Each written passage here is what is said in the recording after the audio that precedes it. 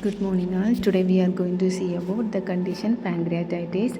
So here the pancreatitis is an inflammation of the pancreas. The pancreas is a gland that is located behind the stomach.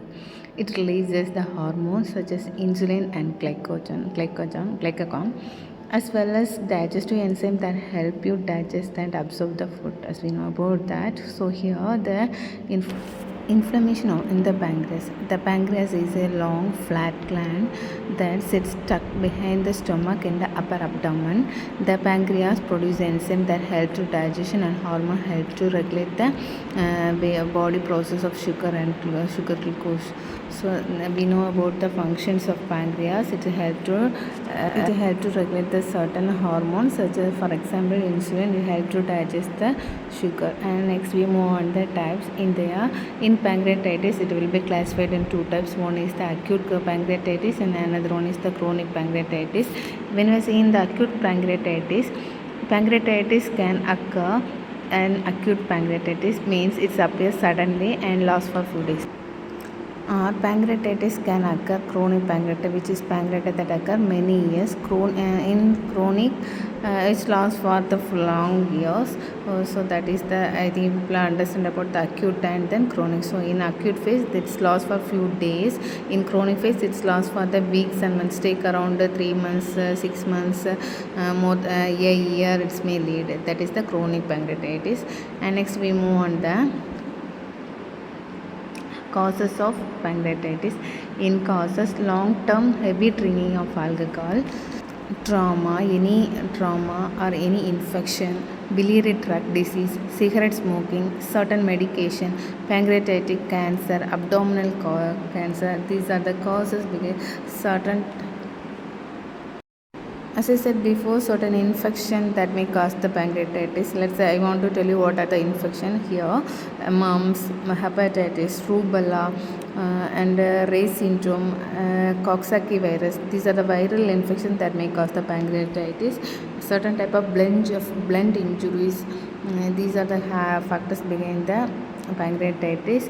This picture shows what are the other causes like disease in the stomach or duodenum, alcohol abuse, hepatitis, abdominal trauma, inflammation disease in the abdominal organs, imbalanced nutrition, hereditary, cholelithiasis. Cholelithiasis in the sense it's a gallstone formation in the gallbladder. So gallstone also may cause the pancreatitis. These are the causes of pancreatitis. Next I wish to say about the pathophysiology.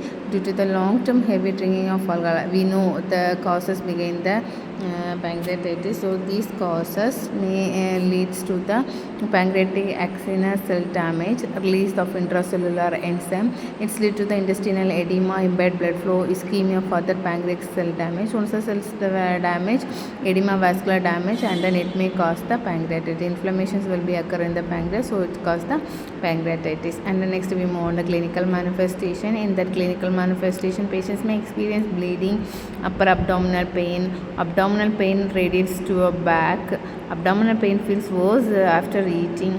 Fever, rapid pulse, nausea, vomiting, tenderness when touching the abdomen. And the next, bluish discoloration around the umbilicus found due to the hemorrhage, and then loss pancreatic pseudoduct present in the abdominal mass. These are the clinical manifestation we can see in the patients. So I think people understand. So first symptom is bleeding, abdominal pain radiates to the back, fever, rapid pulse, nausea, vomiting, and then tenderness around the umbilical cord. So tenderness may leads to the bleeding. And next, diagnostic evaluation. In diagnostic evaluation, first medical, we have to ask the history about the patient. So here we have to collect about the whether the patient is having the habit of alcoholic, and then we have to do the physical examination. As I said before, in physical examination we have to examine the umbilical cord around either any bluish discoloration around the umbilicus we have to examine, and then we have to do the serum amylase level. Here the serum amylase level literally elevated. And then next USG abdomen we have to done. Plain X-ray abdomen may show the calcification, ultrasonography, CT scan, coagulopathy test, hemoconcentration. These are the examination we have to done. And next we move on the management. In management, first we start with the fluid restriction, less than 1000 ml per hour per day.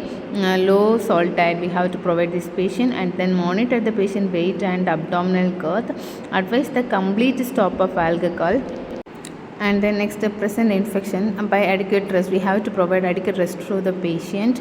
And then next, appropriate diet, avoidance of the hepatotoxic substances, beta blockers, nitrates we have to provide the patients. And the next, in surgical management, there is the two surgical options are there. First one is the endoscopic surgery. In surgery, patient with gallstone in the opening their pancreas duct, and then benefit from the endoscopy surgery, the treatment called the lithotripsy. Here we are removing the gallstones. And then second one is the total pancreatectomy. Here they are removing the pancreas, complete pancreas that will be removed. So it's a pancreatectomy. And the next, nursing diagnosis.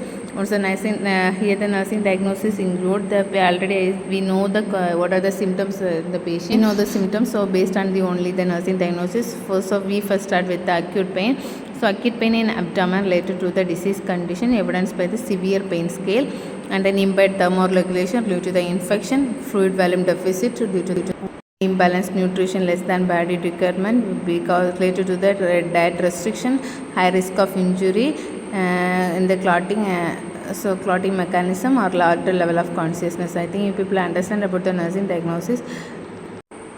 In addition, pancreatitis may cause certain complications like pulmonary infiltration, pulmonary pleural effusion, pancreatic ascites, organ dysfunction syndrome, biliary tract obstructions. These are the complications we can see in this patient. So hope you all understand about the pancreatitis. So we'll see you on another video. Thank you so much.